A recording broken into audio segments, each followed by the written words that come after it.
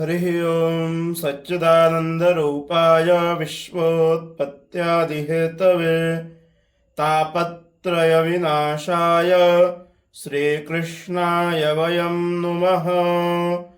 पावकानः सरस्वतीर्बाजेभिर्बाजेनि वते जदन्यं बष्टो धिया वसुः। वाग्देव्यै नमः, पराम्बायै नमः। सर्वेभ्यो नमो नमः, नमस्काराः। आप सभी का स्वागत है। आज की इस कक्षा में हम लोग प्रारंभ से कर्मकांड का अध्ययन प्रारंभ किए हैं और अध्ययन के क्रम में आज हमारा यह द्वितीय दिवस है।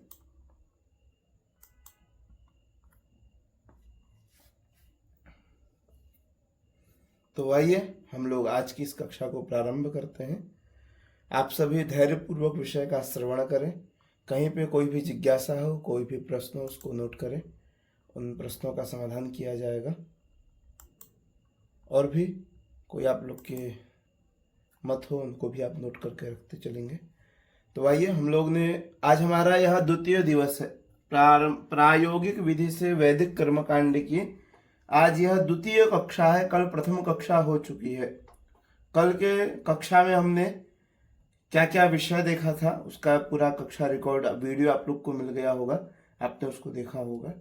और कल हमने जो विषय देखा था जिसमें कर्मकांड की व्याख्या और वेद का परिचय, ये कल का विषय रहा। और आज हम लोग उसी क्रम में आगे बढ़ेंगे। और आज का मुख्य विषय 3 है। एक तो देवार्चन के प्रकार क्या हैं, दूसरे देवार्चन में प्रयुक्त होने वाले पदार्थ कौन से हैं, और तीसरा पूजन संबंधित जानने योग्य तथ्य क्या है। तो आज की कक्षा में हम इन विषयों को कवर करेंगे। आइए हम लोग विषय को प्रारंभ करते हैं। जो भी आप लोग के प्रश्न हो उनको नोट करते चलिएगा। तो देवार्चन के कितने प्रकार हैं? देव पूजन के समय प्रयोग में ली जाने वाली क्रिया एवं विधि को पूजन के प्रकार या उपचार कहते हैं। ठीक है। अब पूजन भी कितने प्रकार के होते हैं? तो पहला पूजन का प्रकार है त्रयोपचार पूजन। क्या? त्रयोपचार पूजन। त्रयोपचार पूजन क्या है? तो गंधाक्षत पुष्पाणि त्रयो दत्वा समर्चयेत। भगवान को गंध अक्षत पुष्प दे करके जो पूजन किया जाता है उसको त्रयोपचार पूजन कहते हैं। उसको नीचे और स्पष्ट किया जा रहा है। भगवान को गंध माने रोली और चंदन, रोली या चंदन, इन दोनों में से कुछ भी आप गंध के रूप में भगवान को चढ़ाइए। अक्षत चढ़ाना, अक्षत माने चावल, और पुष्प माने फूल या फूलमाला, जो भी उपलब्ध है उसको चढ़ाना। जब हम केवल भगवान को गंध अक्षत पुष्प ये 3 चीज निवेदित करते हैं तो उसको त्रयोपचार पूजन कहते हैं। कौन सा पूजन? त्रयोपचार पूजन। ठीक है, आगे बढ़ते हैं। अब पंचोपचार पूजन क्या है? तो गंधा पुष्पौ धूप दीपौ नैवेद्येति पंचकः पंचोपचार माख्याता पूज तत्वविद बुधैहि। माने भगवान का जब गंध माने रोली या चंदन, पुष्प, धूप, दीप और नैवेद्य, इन 5 द्रव्यों के द्वारा पूजन किया जाता है तो उसको पंचोपचार पूजन कहते हैं। ठीक है। पंचोपचार पूजन किसे कहते हैं?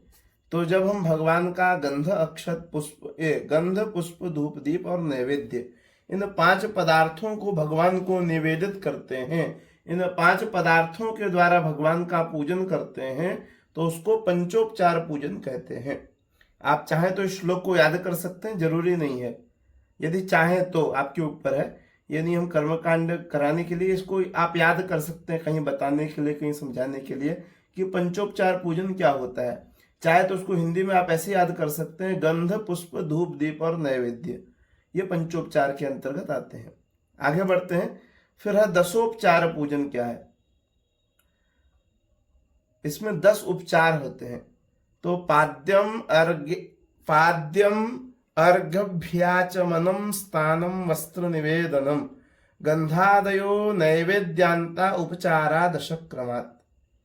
कहते हैं दशोपचार पूजन में सर्वप्रथम पाद्य माने भगवान के पैरों को धुले।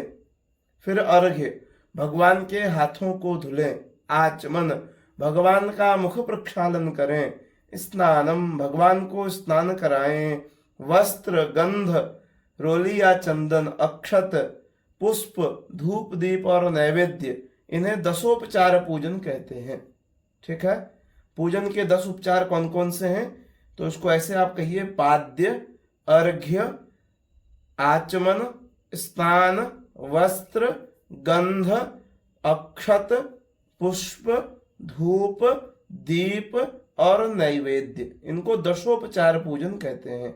ठीक है, पंचोपचार पूजन, दशोपचार पूजन, इसको भी आपको याद करना है कि दशोपचार पूजन क्या होता है। इसके बाद षोडशोपचार पूजन। कौन सा पूजन? षोडशोपचार पूजन। ये अधिक प्रचलित होता है षोडशोपचार पूजन। इसमें आवाहनासने पाद्य अर्घ्यम आचमनीयकम स्नानं वस्त्रोपवीतं च गंधमाल्यानुक्रमात् धूपं दीपं च नैवेद्यं ताम्बूलं च प्रदक्षिणां पुष्पाञ्जलिर्धृति प्रोक्त उपाचारस्तु षोडशा फलेन सफलावाप्तिः सांगता दक्षिणार्पणात्। माने षोडशोपचार पूजन में, तो षोडशोपचार पूजन में सर्वप्रथम क्या क्या किया जाता है क्रम से उनको बताया जा रहा है। पहले आवाहन, फिर जिन भगवान का पूजन करना है उनका आवाहन किया जाता है। ठीक है, षोडशोपचार पूजन में जैसे आपसे प्रश्न ये बनेगा कि षोडशोपचार पूजन क्या होता है, उसमें क्या करते हैं, तो पहला होता है आवाहन। आवाहन किसका? जिन भगवान का हम पूजन करेंगे। अब मान लीजिए गणेशांबिका का पूजन करने के लिए हम बैठे हैं, तो वहां पे गणेश जी का आवाहन करेंगे। अंबिका का पूजन कर रहे हैं तो अंबिका का, यदि शिव जी का पूजन कर रहे हैं तो शिव जी का, किसी का भी पूजन कर रहे हैं वहां पे पहले आवाहन है, तो आवाहन उन्हीं देवता का करेंगे जिनका पूजन कर रहे हैं। फिर दूसरा पॉइंट है आसन। आसन क्या है? तो आसन के निमित्त पुष्प। अब भगवान का आवाहन किया, आवाहन के बाद आसन दे भगवान को बैठने के लिए, विराजमान होने के लिए, तो पुष्पमय आसन भगवान को निवेदित करना है। फिर पाद्य माने होता क्या है? तो भगवान के चरणों को धुलने के लिए जल अर्पित करें। जब भगवान के चरणों को धोने के लिए हम जल अर्पित करते हैं तो उसको पाद्य कहते हैं। पाद्य माने पैरों, पाद प्रक्षालन, पैरों को धुलना। ठीक है, तो वहां पे देव पूजन में भाव की प्रधानता है। देव पूजन में किसकी प्रधानता है? भाव की प्रधानता है, तो वहां भाव प्रधान होगा। अब मान लीजिए हम लोग अभी प्रैक्टिकल, इसका हर विषय का प्रैक्टिकल करेंगे, प्रायोगिक कक्षा हमारी है। अभी आगे प्रायोगिक आएगा, पहले थ्योरी में ज्यादा फोकस रहेगा, फिर प्रायोगिक होगा। तो वहां पे जब प्रैक्टिकल करेंगे तो जैसे सुपारी के गणेश जी हम लोग जैसे बनाते हैं, तब वहां पे उनके पैरों को कैसे धुलेंगे, तो वहां पे भाव प्रधान हो जाएगा। ठीक है, हम ऐसा भाव करेंगे कि भगवान हमारे सामने विराजमान है, और एक बार ऐसे जल घुमा करके सामने कटोरी में गिरा देंगे। ये पाद्य हो गया। अर्घ्य क्या है? तो भगवान के हाथों में जल निवेदित करेंगे, भगवान के हाथों को धुलने के लिए जल निवेदित करेंगे, वह अर्घ्य हो गया। उसके बाद तीसरा पॉइंट आचमन। आचमन क्या है? तो भगवान के मुख प्रक्षालन के लिए जल देंगे, वह आचमन हो गया। फिर स्नान, भगवान को स्नान कराएंगे। फिर वस्त्र, भगवान को वस्त्र देंगे पहनने के लिए, वस्त्र पहनाएंगे। उसके बाद यज्ञोपवीत हो गया, यज्ञोपवीत उसके ऊपर से। फिर गंध के अंतर्गत रोली चंदन जो भी है दोनों आ जाएगा। गंध के बाद अक्षत, फिर पुष्प फूल माला, उसके बाद दूर्वा, बिल्वपत्र, तुलसी पत्र आदि निवेदित करेंगे। ठीक है, और इसके बाद धूप दीप और नैवेद्य, माने धूप ऐसे धूप बत्ती जला करके दिखाएंगे। फिर दीप जो है वह दीप बत्ती माने दीप जला करके घुमाएंगे। और फिर नैवेद्य के रूप में जो भोग लगाएंगे नैवेद्य वह। फिर तांबूल में पान, लौंग, इलायची, पान पत्ता, सुपारी, ये सब तांबूल के अंतर्गत आता है। प्रदक्षिणा, भगवान की परिक्रमा, और पुष्पांजलि, इसको षोडशोपचार पूजन कहते हैं। यह क्या है? षोडशोपचार पूजन है। ठीक है, साथ ही पूजा की सफलता के लिए ऋतुफल तथा कर्म की सांगता के लिए भगवान को दक्षिणा चढ़ाएंगे। क्या चीज? पूजा की सफलता के लिए ऋतुफल और कर्म की सांगता के लिए दक्षिणा निवेदित करेंगे। यह हो गया षोडशोपचार पूजन। ठीक है, क्या हो गया, षोडशोपचार पूजन। आगे बढ़ते हैं। अब द्वात्रिंशत उपचार पूजन माने 32 उपचार पूजन। इसमें पाद्यम, अर्घ्य, आचमनम, मधुपर्क, मुस्पृशाम, स्नानम, नीराजनम, वस्त्रम, माचामम, चोपवीतकम, ये सब याद करने की आवश्यकता नहीं है। ठीक है, ये ऐसे दे दिया, जिनको याद करना वो याद कर सकते हैं। तो यहाँ पे ये 32 पूजन बहुत कम प्रयोग में दिखता ही नहीं है। माने हम लोग को प्रयोग में एक तो पंचोपचार पूजन दिखता है, एक दसोपचार पूजन दिखता है, एक षोडशोपचार पूजन दिखता है। ठीक है, 32 ऐसे ज्ञान के लिए आपको उसका ज्ञान इसलिए दिया गया है। तो इसमें क्या क्या है, पाद्य, अर्घ्य, आचमन, मधुपर्क, स्नान, नीराजन, वस्त्राचमन, यज्ञोपवीत आचमन, अलंकार, दर्पण, गंध, अक्षत, पुष्पमाला, धूप, दीप, नैवेद्य, आचमन, करोद्वर्तन, तांबूल, अनुलेप, पुनः पुष्प, गीत, वाद्य, नृत्य, स्तुति, प्रदक्षिणा, पुष्पांजलि, नमस्कार। इस तरह से ये जो पूजन किया जाता है उसको द्वात्रिंशत उपचार पूजन कहते हैं। ठीक है, फिर इसके बाद फिर राजोपचार पूजन। राजोपचार पूजन क्या है, तो इसमें भी आइए इसको समझ लेते हैं। भगवान का जब राजोपचार पूजन करते हैं तब षोडशोपचार पूजन के साथ, माने ऊपर जो हमने षोडशोपचार पूजन देखा वो तो करेंगे ही, उसके साथ पंचामृत आदि द्रव्यों से भगवान को स्नान कराएंगे। गंधादि द्रव्यों से स्नान, गंधादि द्रव्य माने जितने तरह के हमारे पास माने श्वेत चंदन है, रक्त चंदन है, ये सारे जितने भी चीजें हैं गंधादि में वो सब आ जाएंगे। गंधादि द्रव्यों से स्नान, अंग प्रोक्षण, भगवान के अंगों का प्रोक्षण भगवान को पोछेंगे। उसके बाद मधुपर्क और नाना परिमल द्रव्य माने सुगंधित द्रव्य, नाना परिमल द्रव्य। उसके बाद अबीर, गुलाल, बुक्का, ये सब जितने भी द्रव्य हैं नाना परिमल द्रव्य के अंतर्गत आ जाएंगे। पादुका, डोला, इत्र, व्यंजन, चामर, वाद्य, नृत्य, आरती, नृत्य, गीत, सैया, ये सभी राजोपचार के अंतर्गत आते हैं। ठीक है, इसके बाद मानसोपचार पूजन। मानसोपचार पूजन बहुत अच्छा पूजन कहा गया है। ठीक है, कौन सा, मानसोपचार पूजन। आइए इसको समझते हैं, इसको भी पढ़ते हैं। तो उस परब्रह्म को किसी भी वस्तु की आवश्यकता नहीं है। किस परब्रह्म को, जिस परब्रह्म की हम पूजा कर रहे हैं उस परब्रह्म को किसी भी चीज की आवश्यकता नहीं है। वे तो भाव के भूखे हैं, उनको वो भाव प्रधान है, भावग्राही जनार्दन। ठीक है, इस अनित्य संसार में ऐसे दिव्य पदार्थ उपलब्ध ही नहीं है। ये संसार क्या है, अनित्य है, नित्य नहीं, अनित्य संसार है। तो इसमें ऐसे कोई दिव्य पदार्थ उपलब्ध ही नहीं है जिनके द्वारा उस परब्रह्म की उपासना की जाए। इसलिए पुराणों में मानस पूजा का विशेष महत्व बताया है। मानस पूजा का हमारे शास्त्रों में विशेष महत्व है। मानस पूजा जो मानसिक पूजा है, मानसोपचार पूजन है, वह भक्त मानस पूजा में अपने इष्ट देव को मुक्तामणियों से अलंकृत कर स्वर्ण सिंहासन पर विराजमान करता है। स्वर्गलोक में बह रही मंदाकिनी के जल एवं कामधेनु गौ के दुग्ध से अपने आराध्य को स्नान कराता है। वस्त्राभूषण भी दिव्य एवं अलौकिक होते हैं। माने जो वस्त्राभूषण देता है, माने भक्त भगवान को जो मानसिक रूप से वस्त्राभूषण निवेदित करता है वह भी दिव्य और अलौकिक होते हैं। पृथ्वी रूपी गंध का लेप करता है। कुबेर की पुष्प वाटिका से स्वर्ण कमल पुष्पों का चयन कर अपने आराध्य को अर्पित कर भाव से युक्त हो वायु रूपी धूप, अग्नि रूपी दीप एवं अमृत रूपी नैवेद्य भगवान को अर्पित करता है। साथ ही त्रिभुवन की संपूर्ण वस्तुओं को सच्चिदानंद घन परमात्मा प्रभु के चरणों में भावयुक्त हो अर्पित करता है। यही मानस पूजा का दिव्य स्वरूप है। मानस पूजा की संक्षिप्त विधि इसी ग्रंथ में आगे वर्णित है। माने जिस ग्रंथ से इस विषय को लिया गया है, कर्मकांड प्रयोग नामक ग्रंथ से, वहां पे इसकी विधि आगे वर्णित है। तो कहने का तात्पर्य हुआ कि यह मानसिक पूजा सभी पूजाओं में सर्वश्रेष्ठ पूजा है। आप जब भी पूजन करने के लिए बैठें तो पहले मन ही मन भगवान का ध्यान करें। मन ही मन भगवान को मंदाकिनी से, जो स्वर्गलोक में बह रही मंदाकिनी है, उसके जल से भगवान को स्नान कराएं। फिर मन ही मन भगवान को कुबेर की पुष्प वाटिका से स्वर्णमय पुष्पों का चयन कर निवेदित करें, मन ही मन।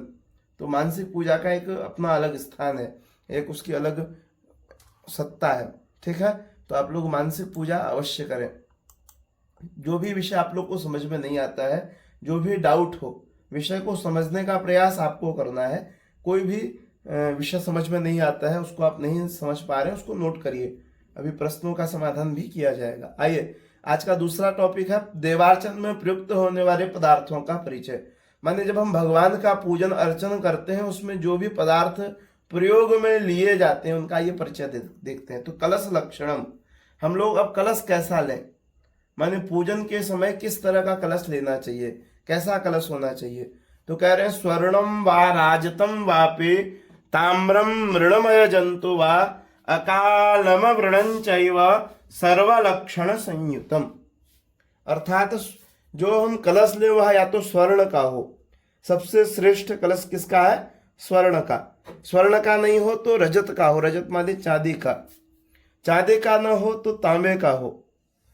और नीचे देखिए बता रहे पूजन में जिस कलश का प्रयोग करें वह कलश खंडित न हो। पहली शर्त कि अकालम वृणं चैव माने खंडित न हो, तथा स्वर्ण का हो, चांदी का हो, तांबे का हो या मिट्टी का हो। माने इसमें क्रम से सर्वश्रेष्ठ स्वर्ण है, वह नहीं तो चांदी हो, उससे वो भी नहीं तो तांबे का हो, तांबा भी नहीं तो मिट्टी का होना चाहिए। यानी मिट्टी सर्वश्रेष्ठ नहीं है, मिट्टी सबसे आखिरी में आ रहा है। ठीक है, तो इनमें से इस तरह के कलश को हमको ग्रहण करना चाहिए। तो वह सभी लक्षणों से संयुक्त होना चाहिए, वह कलश हर लक्षण से युक्त होना चाहिए। अब कलश का स्वरूप बता रहे हैं कैसा कलश हो। तो पंचसांगुल वैपुल्य मुत्सेधो षोडशांगुलम द्वादशांगुलकम मूलम मुखमष्टांगुलम तथा। तो पंचसांगुल वैपुल्य क्या कह रहे हैं, पंचसांगुल माने 15 अंगुल की उसका वैपुल्य माने चौड़ाई होनी चाहिए। हम जो भी कलश लेंगे वह कलश कितना चौड़ा हो, तो 15 अंगुल चौड़ा होना चाहिए, पंचसांगुल वैपुल्य। फिर कह रहे हैं मुत्सेधे षोडशांगुलम।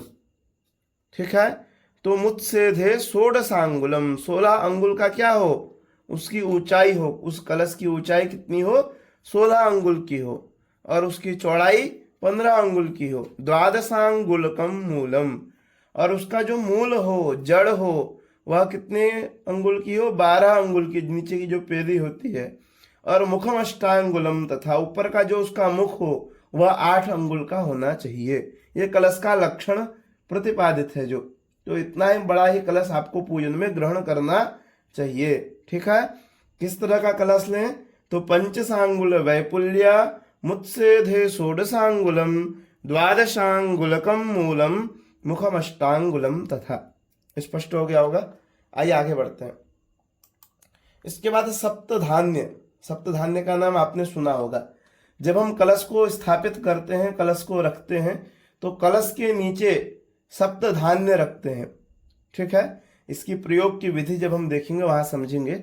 अभी सप्तधान्य कहते किसे हैं, सप्तधान्य क्या है, तो कहते हैं यव गोधूम धान्यानि तिलाह कंगुस तथैव च श्यामकाश्चड़काश्चैव सप्तधान्यानि संविदुः।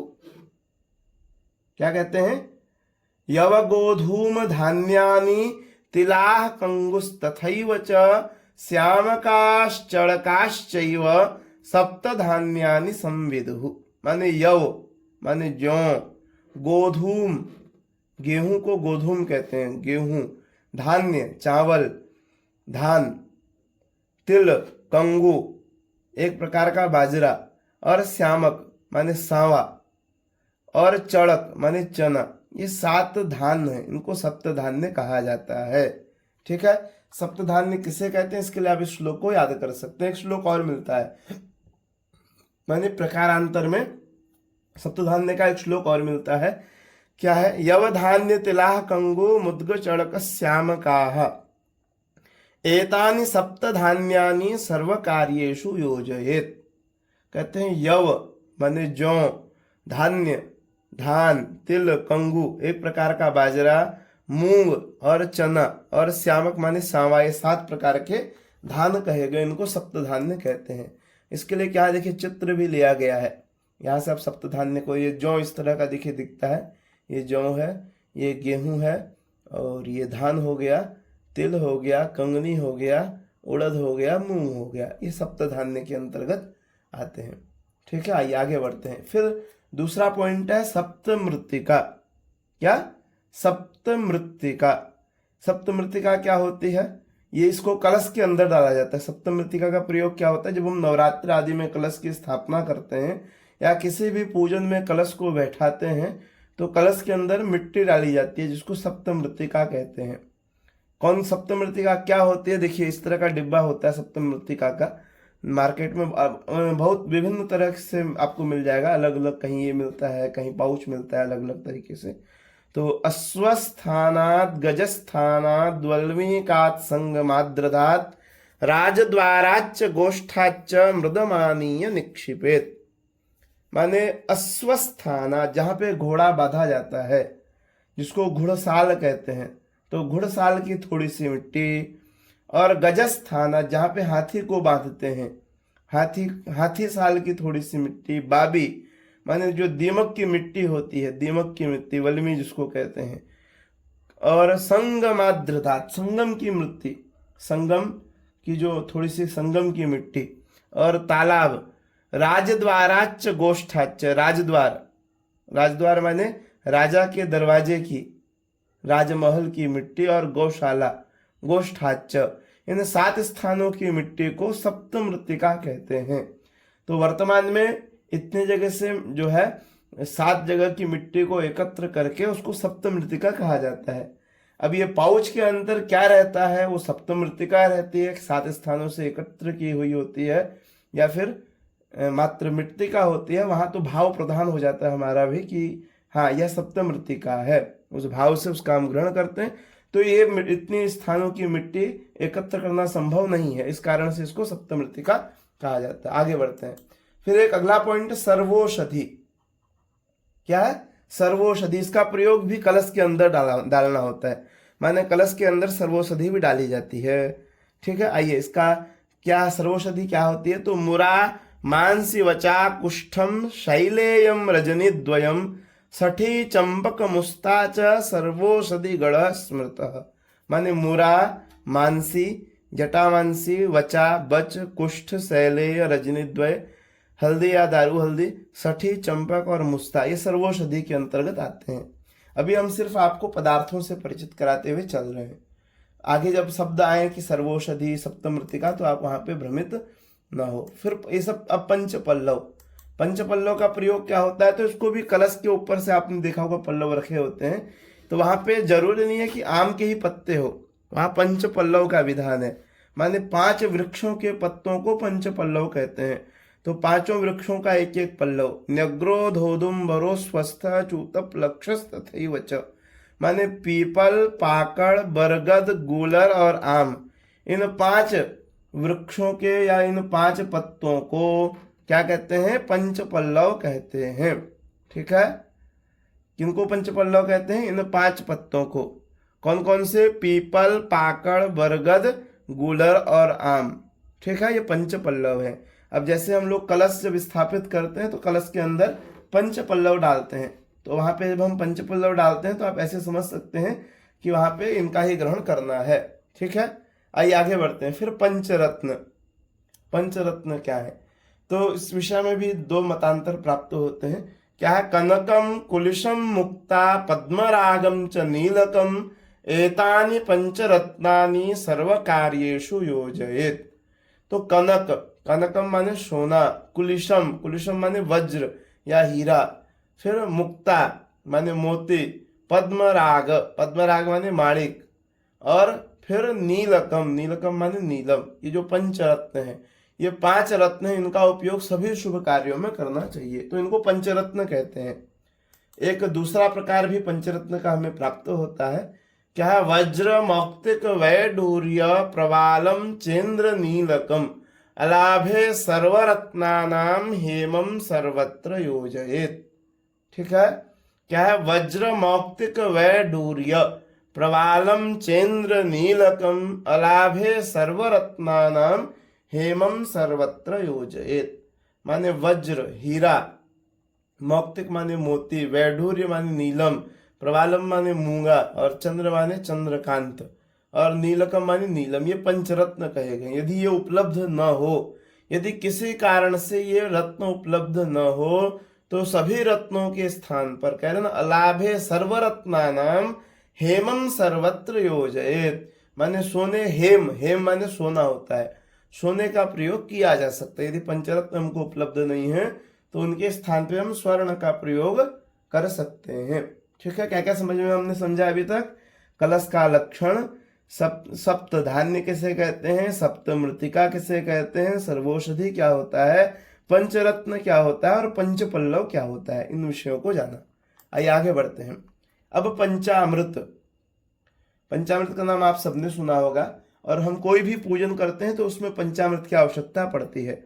अब पंचामृत की मात्रा कितनी होनी चाहिए, किस तरह से पंचामृत का निर्माण करना चाहिए, इस विषय में एक श्लोक प्राप्त होता है। सर्पिषा द्विगुणम छौद्रम छौद्रा द्विगुण शर्करा दध्नश्च द्विगुणम दुग्धम पंचामृतम उदाहृतम।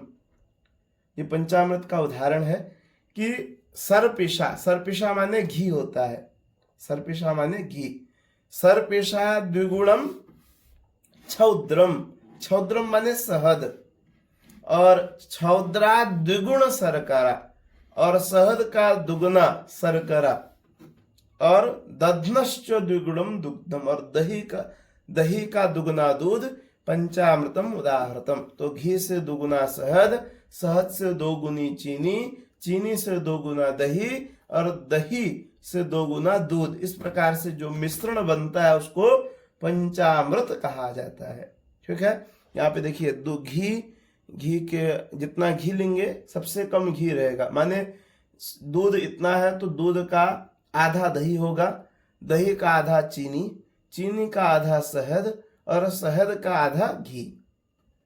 उसी तरह से सबसे कम घी, फिर उसका दुगना शहद, उसका फिर दुगना चीनी, उसका डबल दही, और दही का डबल दूध। इस तरह से इन सबको एकत्र करके मिक्स करते हैं, उसको पंचामृत कहते हैं। अब बहुत लोग पंचामृत में पंचमेवा डालते हैं, उसको पंचामृत नहीं कहा जाता है, या तुलसी पत्र डाल देते हैं, गंगा जल डाल देते हैं, तो ये सब चीजें ऊपर से डाली जाती हैं, माने वो पंचामृत का अंग नहीं है। ठीक है, जो जानते हैं उनके लिए अच्छी बात है, जो नहीं जानते वो लोग भी जाने। प्राय कर्मकांडी जानते हैं, लेकिन जो अन्य लोग हैं वो इस विषय में उतना परिचित नहीं होते हैं। ठीक है, तो पंचामृत आप लोग समझ गए होंगे। आइए आगे बढ़ते हैं। अब पंचगव्य, एक पंचगव्य होता है, एक पंचामृत। तो पंचगव्य क्या होता है, तो कह रहे गोमूत्रम गोमयम क्षीरम दधि सर्पि कुशोदकम निर्दिष्टम पंचगव्यंतो पवित्रम मुनिपुंगवैहि। माने गोमूत्रम, गाय के मूत्र, गाय का मूत्र, गौमूत्र, गोमयम, गाय का गोबर, क्षीर, गाय का दूध, दधी, गाय के दूध से बना हुआ दही, और सर्प ही माने घी, गाय के दूध से बना हुआ घी, इन पांचों का ही ग्रहण करते हैं, इसको पंचगव्य कहा जाता है। और कुशोदक, उसमें जल मिलाते हैं। तो इन 6 पदार्थों के मिश्रण को पंचगव्य कहा गया है, जिसे महान ऋषियों मुनियों ने पवित्र बताया, माने पंचगव्य को बहुत ही पवित्र बताया गया है। कहा जाता है कि पंचगव्य के पान से हमारे हड्डियों में छुपा हुआ पाप भी नष्ट हो जाता है। मान लीजिए कहीं हड्डी के बीच में जाकर के पाप छुप गया है, यदि हम पंचगव्य का पान करते हैं, पंचगव्य को पीते हैं, तो उससे क्या होता है, हड्डियों का छुपा हुआ मैल भी नष्ट हो जाता है। वह भी दही, जब इसका मंत्र हम पढ़ते हैं पंचामृत पान का, तो जिस तरह से अग्नि लकड़ी को जला देती है, दाह लकड़ी को जला के राख कर देती है, जैसे आप अग्नि में समिधा को डालेंगे तो समिधा राख में परिवर्तित हो जाती, उसी तरह से पंचगव्य के पान से हड्डियों के अंतर छुपा हुआ पाप भी नष्ट हो जाता है। ठीक है, जैसे हम लोग श्रावणी, जैसे ब्राह्मणों का जो मुख्य कर्म होता है, मुख्य त्योहार श्रावणी होता है, तो उसमें पंचगव्य का पान कराया जाता है। आइए आगे बढ़ते हैं। अब यहाँ पे देखिए, पंचगव्य है, पंचामृत है। पंचगव्य पंचामृत में अंतर आप लोग को पता होना चाहिए। पंचगव्य में गोमूत्र, गोबर, दुग्ध, दही और घी, ये 5 चीजें पंचगव्य कहलाती हैं, और घी, शहद, चीनी, दही और दूध, इसको पंचामृत कहते हैं। ठीक है, आइए आगे बढ़ते हैं। अब पंचगव्य का प्रमाण, माने पंचगव्य आप जो बनाएंगे वो किस तरह से बनाएंगे, उसका क्या प्रमाण है जो हमारे शास्त्रों में मिलता है। तो इसके विषय में कहते हैं फलमात्रं तु गोमूत्रम अंगुष्ठार्धं तु गोमयम क्षीरम सप्तफलम ग्राह्यम दधि त्रिफल मीरितम सर्पितस्त्वेक फलम देय मुदकम फलमात्रकम सर्वमेत्ताम्र पात्रे स्थितम कुर्याद्यथा विधि। माने गोमूत्र 1 पल लेना है, गोबर आधा अंगुष्ठ लेना है, दूध 7 पल लेना है, दही 3 पल लेना है और घी 1 पल लेना है, जल 1 पल। इन सभी को ताम्र पात्र में, माने इस जो पंचगव्य बनेगा वह तांबे के पात्र में बनना चाहिए।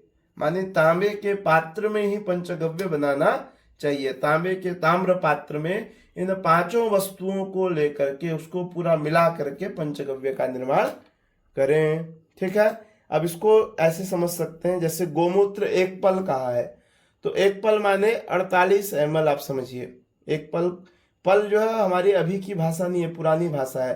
पहले जो हम लोग कुछ भी नापते थे तो पल में नापते थे। ठीक है, अब वर्तमान में उसको मिलीलीटर, लीटर आदि में हम लोग नापते हैं क्या।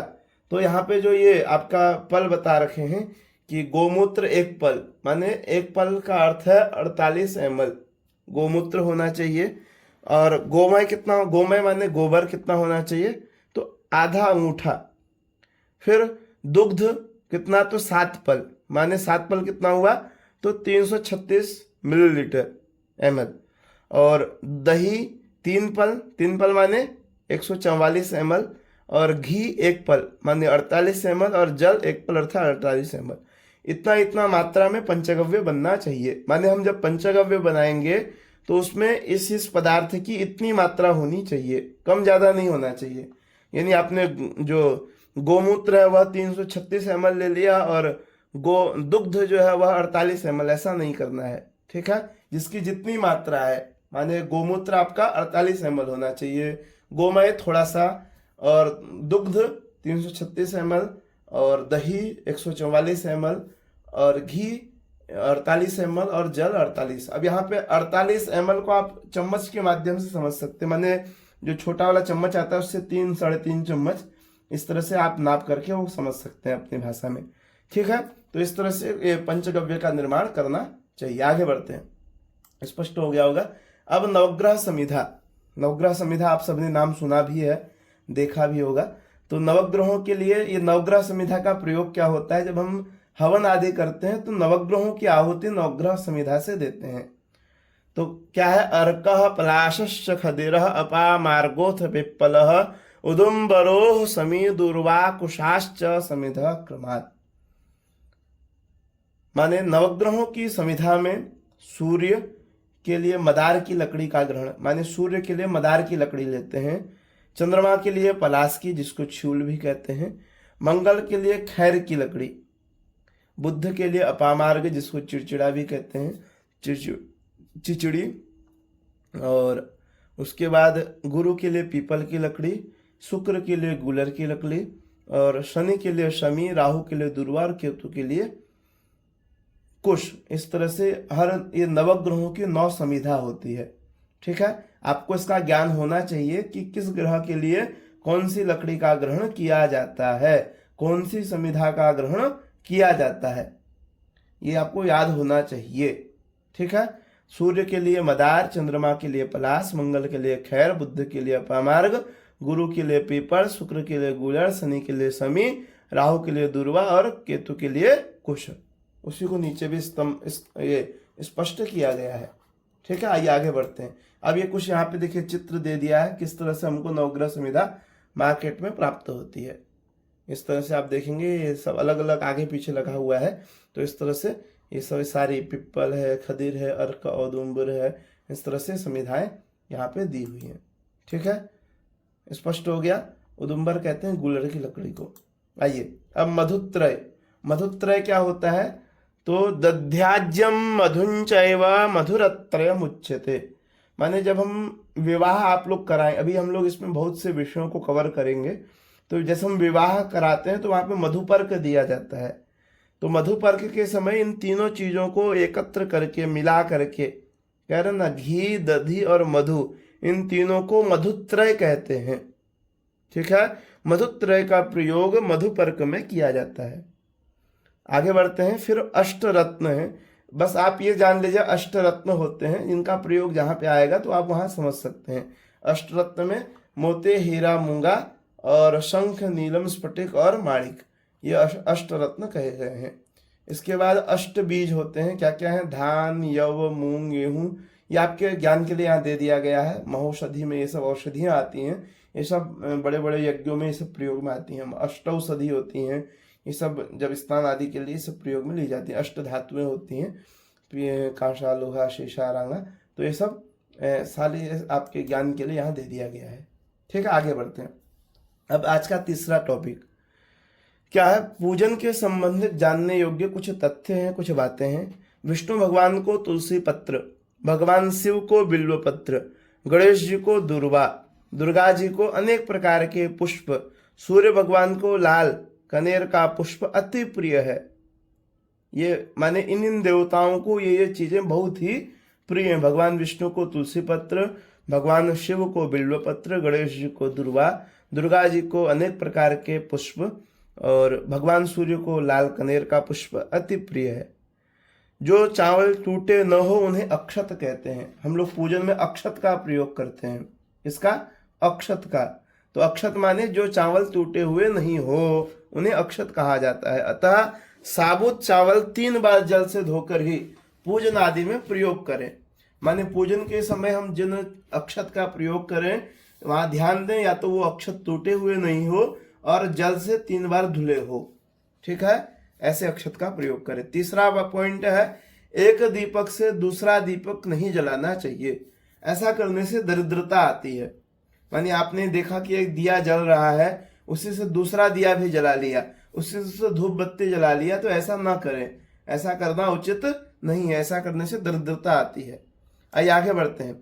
मदार का पुष्प और फल तथा धतूरे का पुष्प और फल भगवान विष्णु को नहीं चढ़ाया जाता। भगवान विष्णु को मदार का पुष्प और धतूरा का पुष्प और फल नहीं चढ़ता है।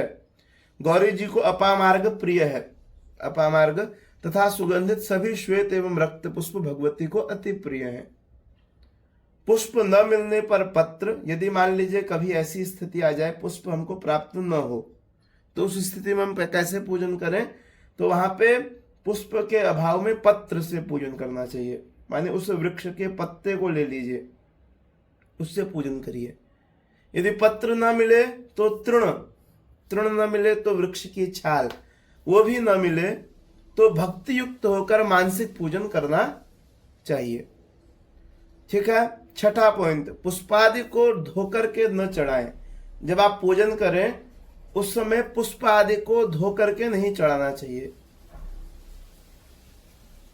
बहुत तेज आंधी आ रही है यहाँ पे, क्या पता लाइट न चली जाए, भयंकर ही। आइए, तो क्या समझ में आया कि पुष्पादि को धोकर के न चढ़ाएं। जब भगवान को हम पुष्प निवेदित करते हैं तो उनको जल में डुबो करके धोना नहीं है। आइए आगे बढ़ते हैं। अगला पॉइंट, ये सारे पॉइंट आपके ज्ञान के लिए यहाँ दिए गए, इनको आप अच्छे से समझ करके याद करिएगा। रविवार, मंगलवार, बुधवार, शनिवार को लक्ष्मी पूजन का आरंभ नहीं करना चाहिए। सूखे हुए पुष्प, जमीन में गिरे हुए फूल तथा पंखुड़ी अलग किए हुए फूलों से तथा पुष्प कली से भगवान का पूजन न करें। ठीक है, सूखे हुए पुष्पों का प्रयोग न करें, पंखुड़ी का या जमीन में गिरे हुए फूल आपने उठा लिए उनसे ये सब पूजन नहीं करना चाहिए। अब आगे, किसके ऊपर क्या न चढ़ाए, माने किसको क्या नहीं चढ़ाना चाहिए, तो कहा गया है नाक्षतैर अर्चयेद विष्णुम न तुलस्या गणाधिपम न दूर्वया यजेद देवीम बिल्वपत्रैश्च भास्करम। क्या कह रहे हैं? नाक्षतैर अर्चयेद विष्णुम, जब भगवान विष्णु का पूजन करें तो भगवान विष्णु को अक्षत नहीं चढ़ाएं। माने भगवान विष्णु को अक्षत नहीं चढ़ाया जाता है। न तुलस्या गणाधिपम, और गणेश जी को तुलसी पत्र नहीं चढ़ाया जाता है। न दूर्वया यजेत दुर्गाम, और दुर्गा जी को दुर्वा नहीं चढ़ाई जाती है। बिल्व पत्र और न दूर्वया यजेत, न दूर्वया माने दुर्वा दुर्गा जी को दुर्वा न चढ़ाए, देवी जी को दुर्वा न चढ़ाए।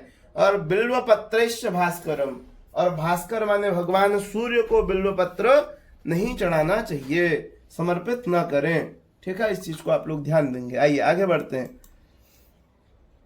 अब नांदी श्राद्ध का नाम आपने सुना होगा। नांदी श्राद्ध किसे कहते हैं, ये सब हम जब इस विषय की कक्षा करेंगे तो वहां विस्तार से पढ़ेंगे नांदी श्राद्ध के बारे। अभी सिर्फ ये पढ़ेंगे नांदी श्राद्ध कब कब करना चाहिए।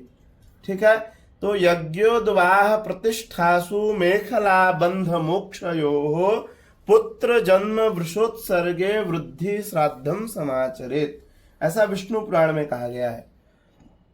नांदी श्राद्ध कहाँ कहाँ करें, तो यज्ञ में। मान लीजिए हम कोई यज्ञ कर रहे हैं तो यज्ञ में नांदी श्राद्ध करना चाहिए। विवाह में, प्रतिष्ठादि कर्म में, नामकरण में, चूड़ाकरण में, उपनयन में, समावर्तन में और वृषोत्सर्ग आदि में नांदी श्राद्ध करना चाहिए। अब किस कर्म में नांदी श्राद्ध कितने समय पहले किया जाता है, ऐसा निर्णय सिंधु में मिलता है कि एकविंशत्यः विवाहे दशवासराः त्रिषट्चोपनयने नांदी श्राद्धम विधीयते। माने यज्ञ के 21 दिन पहले, हम कोई बहुत बड़ा यज्ञ करने जा रहे हैं तो उसमें 21 दिन पहले नांदी श्राद्ध कर लिया जाता है। विवाह के 10 दिन पहले, माने विवाह होने वाला है, विवाह के 10 दिन पहले नांदी श्राद्ध कर लेना चाहिए। चूड़ाकर्म व उपनयन संस्कार के 18 दिन पहले नांदी श्राद्ध किया जाना चाहिए। अब नांदी श्राद्ध करने से क्या होता है कि किसी भी तरह से सूतक और पातक का दोष नहीं लगता। मान लीजिए बहुत बड़ा यज्ञ हो रहा है, यज्ञों की तैयारी तो एक एक महीना पहले से होने लगती है। अब उस बीच इस तरह की कोई विपत्ति आ गई, मान लीजिए सूतक पातक आदि दोष लग गया, तो वहां 21 दिन पहले यदि नांदी श्राद्ध हमने कर लिया है तो जब तक उसकी पूर्णाहुति नहीं हो जाती है सूतक पातक का दोष नहीं लगता है, ऐसा मानना है। उस तरह से उसमें हम लोग बहुत विस्तार से आगे चर्चाएं करेंगे। ठीक है, आगे बढ़ते हैं। अब कलश के ऊपर नारियल कैसे रखें, जब हम मान लीजिए कलश को बैठाते हैं तो उसके ऊपर नारियल किस तरह से रखा जाए, इस विषय में हमको एक प्रमाण मिलता है। अधोमुखम शत्रु विवर्धनाय ऊर्ध्वस्य वक्त्रम बहुरोग वृद्ध्यै प्राचे मुखम वित्त विनाशनाय तस्माच्छुभम सम्मुख नारिकेलम। ठीक है, क्या कह रहे हैं, तो अधोमुखम शत्रु विवर्धनाय, माने कलश के ऊपर नारियल कैसे रखते हैं, तो अधोमुख। अधोमुख माने कलश में आपने देखा होगा 3 आंखें बनी होती हैं। एक मैं आपको ये दिखाता हूँ कलश, ये नारियल देखिए दिख रहा है। अब ये नारियल कैसे रखें, ये जो आगे वाला भाग होता है जटा वाला, यहाँ पे आप देखेंगे तो ऐसे 3 छेद होते हैं, 3 छिद्र होते हैं, उसको हम लोग मुख मान लेते हैं। ठीक है, नारियल का मुख। तो वही चीज यहाँ पे देखिए बता रहे हैं कि अधोमुखम, यदि हम नारियल को खड़ा रखेंगे तो उसका मुख नीचे की तरफ होगा, मुख नीचे को होगा तो उससे हमारे शत्रुओं का वर्धन होगा। नारियल का मुख नीचे करके रखने से शत्रु बढ़ते हैं। ऊर्ध्वस्य वक्त्र, वक्त्र माने होता मुख, यदि हम उसका मुख खड़ा करके रखेंगे और मुख ऊपर को हो जाएगा तो उससे बहुत सारे रोगों की वृद्धि होती है। ऊर्ध्वस्य वक्त्रम, बहु ऊपर मुख करके रखने से रोगों की वृद्धि होगी। पूर्व की ओर मुख करके यदि हम नारियल को रखते हैं तो उससे क्या होगा, धन का नाश होता है। इसलिए सम्मुख, जैसे जिधर को हमने मुख, हमारी तरफ उसका मुख होना चाहिए, माने वो तीनों आंखें हमारी तरफ होनी चाहिए। देखिए यहाँ पे लिखा भी है कि नारियल का मुख साधक की ओर रहे, माने जो साधक है, जो यजमान है, जो पूजन कर रहा है उसकी तरफ होना चाहिए, जटा वाला हिस्सा और ये तीखा वाला। ठीक है, आगे बढ़ते हैं, स्पष्ट हो गया होगा। फिर है पूजन में पत्नी कहाँ बैठे, जब हम पूजन करेंगे उस समय पत्नी का स्थान कहाँ पे होगा। इसमें बहुत सारे श्लोक हैं, इनको यहाँ एकत्र किया गया है, तो इनको आप सब याद कर लीजिएगा। ये बहुत सारे आवश्यक बिंदुएं हैं कर्मकांड में, जिनको अच्छी गति चाहिए उनके लिए भी। आइए, तो व्रतबंधे विवाहे च चतुर्थ्याम सह भोजने व्रते दाने मखे श्राद्धे पत्नी तिष्ठति दक्षिणे वामे सिंदूर दाने च वामे चैव दुरागमे वामे शनैक सय्यायां भवेज्जाया प्रियार्थिनी सर्वेषु शुभ कार्येषु पत्नी दक्षिणतः शुभा अभिषेके विप्रपाद प्रक्षालने चैव वामतः वामे पत्नी त्रिषु स्थाने पितॄणां पादशौचने रथारोहण काले च ऋतुकाले सदा भवेत् आशीर्वादेभिषेके च पाद प्रक्षालने तथा शयने भोजने चैव पत्नी तुत्तरतो भवेत्। माने पत्नी का स्थान पूजन के समय कहाँ होना चाहिए? तो पत्नी सभी शुभ कार्यों में पति के दाईं ओर बैठेगी। ठीक है, पत्नी सभी शुभ कार्यों में। अब बाएं कब कब रहेगी? देखिए दाहिने बाएं लिखा है, सिंदूर दान, ये बाएं और दाहिने किसके? तो पति के। माने पत्नी का स्थान पति के बाएं कब कब होगा? तो सिंदूर दाने, आपने विवाह के समय देखा होगा पत्नी पूरे विवाह में दाहिने बैठती है, और जब सिंदूर दान होता है तो उठ करके उसको बाएं बैठाया जाता, उठा करके और फिर सिंदूर दान करते हैं। तो बाएं कब बैठती है? सिंदूर दान के समय। आशीर्वाद लेने, माने किसी ब्राह्मण को प्रणाम करते हैं जब दोनों जोड़ा पति पत्नी, तो उस समय पत्नी का स्थान कहाँ होना चाहिए? बाएं तरफ होना चाहिए। द्विरागमन के समय, द्विरागमन होता है जब दूसरी बार माने पति के घर जाते हैं तो उसको द्विरागमन कहते हैं। पहला वधू प्रवेश होता है, दूसरा द्विरागमन होता है, फिर तीसरा तिरागमन होता है। भोजन के समय जब साथ में भोजन करें तो उस समय बाएं, माने जब पत्नी बाएं जब भी रहेगी तो वो पत्नी स्वरूपा में रहेगी और दाहिने देवी स्वरूपा हो जाएगी। शयन के समय स्वयं के अभिषेक, जब यजमान का पुण्यावाचन के समय हम लोग अभिषेक करते हैं जल से, या पूजन समाप्ति में यजमान का अभिषेक करते हैं जल के द्वारा, जल का छींटा मारते हैं, तो वो भी उस अभिषेक के समय भी पत्नी का स्थान बाएं होना चाहिए। विप्रपाद प्रक्षालन के समय, माने ब्राह्मण का जब चरण धुले तो उस समय भी पत्नी बाएं रहेंगी। पितृपाद प्रक्षालन, माने जब पिता आदि का चरण धुलेंगे उस समय भी पत्नी का स्थान बाएं रहेगा। यानादि आरोहण काले, जब कहीं घूमने के लिए जाएंगे, यान आदि में आरोहण करेंगे, उस समय भी पत्नी का स्थान बाएं रहेगा। ऋतुकाल के समय पत्नी बाईं ओर बैठेगी। ठीक है, और जितने भी शुभ कार्य हैं, भगवान का पूजन आदि करना है, उसमें पत्नी का स्थान दाईं तरफ होना चाहिए। आइए आगे बढ़ते हैं। इसके बाद अगला विषय है कुशा की पवित्री का महत्व। हम लोग जब पूजन आदि करते हैं तो हाथ में कुशा की पवित्री पहनते हैं। उसके महत्व के विषय में कहा गया है, यथा वज्रम सुरेंद्रस्य यथा चक्रम हरेस्तथा त्रिशूलंच त्रिनेत्रस्य ब्राह्मणस्य पवित्रकम। माने जैसे इंद्र के पास उसका वज्र है और भगवान विष्णु के पास उनका चक्र है, भगवान शिव के पास उनका त्रिशूल है, उसी तरह से ब्राह्मण का जो शस्त्र है वह उसकी पवित्री है। ऐसा यह श्लोक प्राप्त होता है। अब आगे कुशा के भेद, माने कुशा कितनी प्रकार का होता है? तो कुशा के जो 7 प्रकार हैं वो बता रहे हैं। क्या क्या है? कुशा काशास तथा दूर्वा यवपत्राणि व्रीहयः। ठीक है, बलवजा पुंडरी काश्च कुशा सप्त प्रकीर्तिता। माने कुश, काश, दूर्वा, जौ के पत्ते, धान के पत्ते, बलवज और कमल, ये 7 कुश होते हैं। कुश होते हैं माने जब हम कुशा की पवित्र धारण करते हैं, वहां पे यदि एक ये न मिले, पहला है कुश, तब फिर काश को हम लोग ग्रहण करते हैं। काश कुशा की तरह ही होता है, गांव में आपने देखा होगा। फिर काश भी न मिले तो दूर्वा का ग्रहण करते हैं। दूर्वा न हो तो जौ के पत्ते या धान के पत्ते, बलवज, और वो भी ना हो तो कमल के पत्ते। इस तरह से पूर्वादि क्रम में श्रेष्ठ है, माने पूर्वादि क्रम में ये श्रेष्ठ है, इस तरह से क्रम से श्रेष्ठ है। ठीक है, इसके बाद आखिरी पॉइंट, अब कुशा में बहुत तरह के भेद होते हैं। माने दर्भ, कुश, बरही, तृण, ये क्या क्या होते हैं इनको बता रहे हैं। तो दर्भ क्या होता है? कुश, दर्भ किसको कहते हैं? कुश किसके भी सारे शब्द आगे प्रयोग में आएंगे, तो आप पहले से समझे रहेंगे तो अच्छा रहेगा। दर्भ, कुश, बरही और तृण, इनका लक्षण बता रहे हैं। यह आह्निक सूत्रावली एक ग्रंथ है, वहां से लिया गया है। प्रादेश मात्रम दर्भः स्यात् द्विगुणम कुशमुच्यते कृतरत्निर्भवेद् बर्हिस्तदूर्ध्व तृणमुच्यते। क्या कह रहे हैं? प्रादेश मात्र, प्रादेश मात्र किसको कहते हैं? तो जैसे आपके हाथ में 5 अंगुलियां हैं, ठीक है, अंगूठे को अंगुष्ठ कहते हैं। क्या कहते हैं? अंगुष्ठ कहते हैं। अंगूठे की जो बगल की उंगली है, अंगूठे के बगल में सटी हुई, उसको क्या कहते हैं? आप लोग बताइए कमेंट में, उसको क्या कहते हैं? जो अंगुष्ठ के बगल की उंगली है, तर्जनी।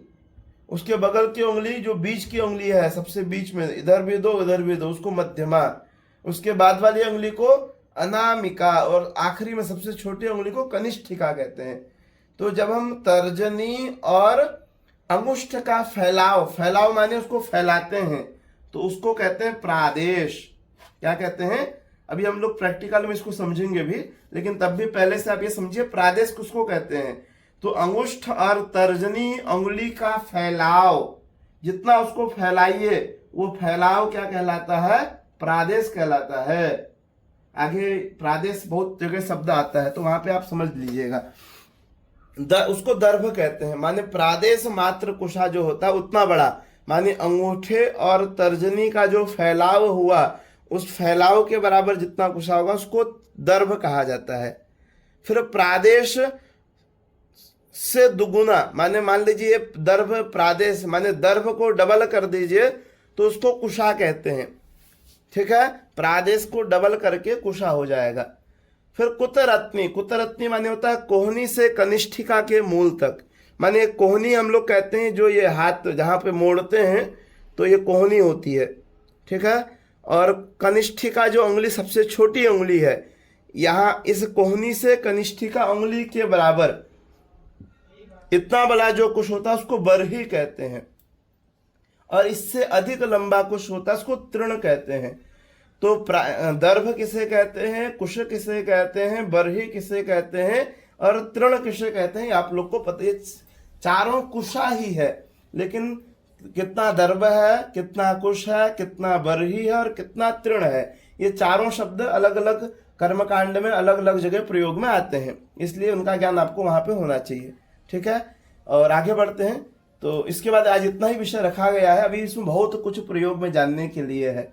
हमारी जो प्रारंभ की 2-3 कक्षाएं होंगी, कल भी लगभग हो सकता है आधी कक्षा या कल की पूरी कक्षा हमारे विषयों से परिचित कराएंगी, माने घंटी कब बजानी चाहिए, कर्म पात्र कहाँ रखना चाहिए, धूप दीप कैसे दिखाना चाहिए, ये सारी जो जानकारी वाली कक्षा बातें ये हम लोग कल तक और जानेंगे। परसों से हम लोग, या हो सकता है कल ही से हम लोग प्रयोगारंभ करेंगे। प्रयोगारंभ माने पूजन कैसे आरंभ करना चाहिए, ये सारी बातें फिर जानेंगे, और धीरे धीरे फिर गणेश पूजन, कलश पूजन, धीरे धीरे वो भी सब प्रारंभ हो जाएंगे। ठीक है, तो अब आप लोग के जो भी प्रश्न हैं उनको आपने चैट बॉक्स में लिखा होगा, आइए उनका समाधान करते हैं, फिर कक्षा को विराम करेंगे। भावे ही विद्यते देवा, बिल्कुल। आचार्य जी कब कौन सी पूजा करनी चाहिए? आप लोग के प्रश्न हिंदी में लिखा करिए, इंग्लिश में नहीं। तो कब कौन सी पूजा, अभी हमने जो पूजा देखी उसमें ये पंचोपचार षोडशोपचार जो पूजन हमने देखा, मान लीजिए हमारे पास बहुत समय नहीं है, हम नित्य पूजा भी करते हैं, तो पंचोपचार पूजा कर सकते हैं या दशोपचार कर सकते हैं, षोडशोपचार भी कर सकते हैं, उसको आगे समझेंगे। अब आप जी